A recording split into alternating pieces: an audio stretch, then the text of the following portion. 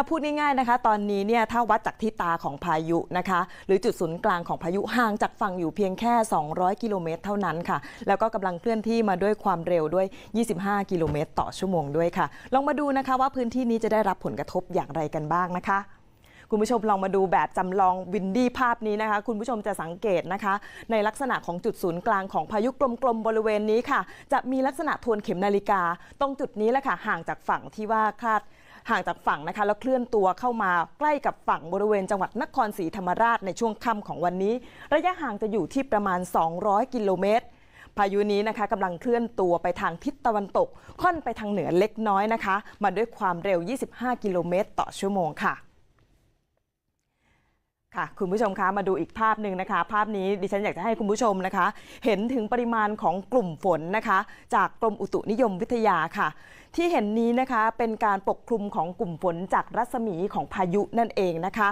กลุ่มฝนนั้นจะปกคลุมมาตั้งแต่จังหวัดชุมพรเพชรบุรีชุมพรมาจนถึงปัตตานีเลยนะคะและถ้าคุณผู้ชมเห็นนะคะจุดสีน้ำตาลนะคะตรงบริเวณใกล้ๆตรงด้านที่เป็นกลมๆตรงบริเวณนี้นะคะฝนจะมีปริมาณอยู่ที่100มิลลิเมตรขึ้นไปค่ะขณะที่ฝนตกสะสมตั้งแต่เมื่อวานนี้นะคะพื้นที่ทางภาคใต้หลายแห่งค่ะก็ตกหนักเกิน150มิลลิเมตรซึ่งเสี่ยงน้ำท่วมด้วยนะคะแต่รองศาสตราจารย์เสรีสุภราทิตท่านก็ประเมินนะคะว่าค่ำนี้ก็อาจจะมี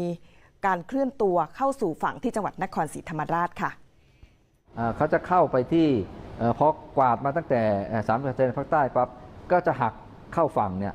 ที่รอยต่อหัวไซกับปากพนังนะเข้ามาเพราะฉะนั้นเข้ามาแน่นอนก็จะผ่านอำเภอเมืองนะครับผ่านอำเภอเมืองขึ้นไปนะครับทีนี้ถ้าเกิดเข้าแบบที่1จริงเนี่ยนะครับปากพนังเนี่ยก็จะหนักนะฮะและอำเภอเมืองด้วยนะฮะเพราะฉะนั้นสองอำเภอเนี่ยก็จะหนักนะครับค่ะคุณผู้ชมคะ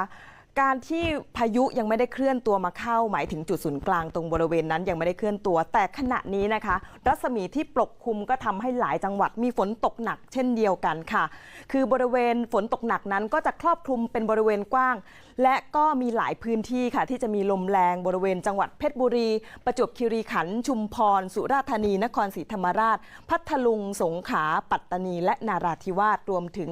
ระนองยะลาภูเก็ตพังงาและกระบี่ด้วยค่ะนอกจากนี้ยังมีสตูลด้วยนะคะค่ะคุณผู้ชมคะลองมาดูอีกเพจหนึ่งที่จะต้องเฝ้าระวังเป็นพิเศษนะคะวันนี้เมื่อฝนตกหนักต่อเนื่องแล้วนะคะจุดนี้อยากจะให้คุณผู้ชมเห็นนะคะพื้นที่ตรงนี้เป็นจุดอ่อนไหวที่เกี่ยวกับน้ำท่วมและดินโคลนถล่มรวมถึงบริเวณสีม่วงตรงที่เห็นนี้นะคะคือพื้นที่ที่เคยกัดเซาะรุนแรงค่ะจุดนี้นะคะถ้าหากว่าเกิดการปะทุนะคะจาก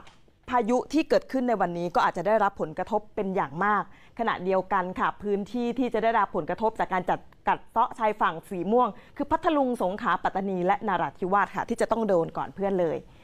คุณผู้ชมลองมาสังเกตอีกภาพหนึ่งนะคะก็คือในช่วงของสีน้ำตาลนะคะที่เห็นเข้มนะคะกระจายเป็นจุดนี้ก็จะอยู่ที่จังหวัดระนองค่ะสุราษฎร์ธานีนครศรีธรรมราชพัทลุงสงขลาและปัตตานีจุดนี้เป็นความเสี่ยงน้ำท่วมเดิมที่มีอยู่แล้วถ้าหากว่า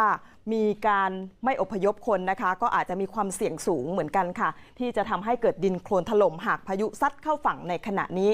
วันนี้นะคะคุณผู้ชมจะต้องเฝ้าระวังเรื่องพายุซัดฝั่งกับความรุนแรงที่อาจจะทำให้บ้านเรือนเสียหายนะคะขอเตือนนะคะประชาชนที่อยู่ในพื้นที่เสี่ยงทั้งน้ำท่วมดินโคลนถล่มนะคะที่เคยเกิดขึ้นมาแล้วให้ออกห่างจากพื้นที่ทันทีนะคะไม่ควรที่จะห่วงบ้านค่ะเพื่อความปลอดภัยอย่างน้อยจะต้องอยู่ห่างจากพื้นที่ที่เป็นพื้นที่เสี่ยงอยู่ที่ประมาณ500-100กิโลเมตรค่ะอันนี้นะคะน่าเป็นห่วงเหมือนกันเพราะว่าตอนนี้นะก็มีคำเตือนเรื่องของชายฝั่งเรียบร้อยแล้วตอนนี้ก็มีการอพยพคนแล้วแต่ว่าคนที่อยู่ที่บริเวณที่ราบสูงที่ราบเชิงเขาตรงนี้แหละค่ะเมื่อฝนตกหนักๆและเกิดปริมาณที่น้ำสะสมเมื่อน้ำสะสมก็อาจจะเกิดดินถล่มได้ตรงนี้น่าเป็นห่วงเหมือนกันนะคะคุณนิตยาค่ะใช่ค่ะน่าเป็นห่วงเหมือนกันเพราะว่าขณะนี้ฝนตกมาตั้งแต่2วันที่แล้วทีนี้ปริมาณของดินที่อยู่ในพื้นดินนะคะมันจะมีปริมาณฝนตกสะสมและเกิดการชุ่มน้ำขณะเดียวกันวันนี้พายุก็กำลังจะเข้าค่ำนี้สิ่งที่น่าระมัดระวังที่สุดก็คือเรื่องของดินโคลนถล่มนี้แหละค่ะใน7จังหวัดที่คุณนิตยาบอกไปขอบคุณมากค่ะ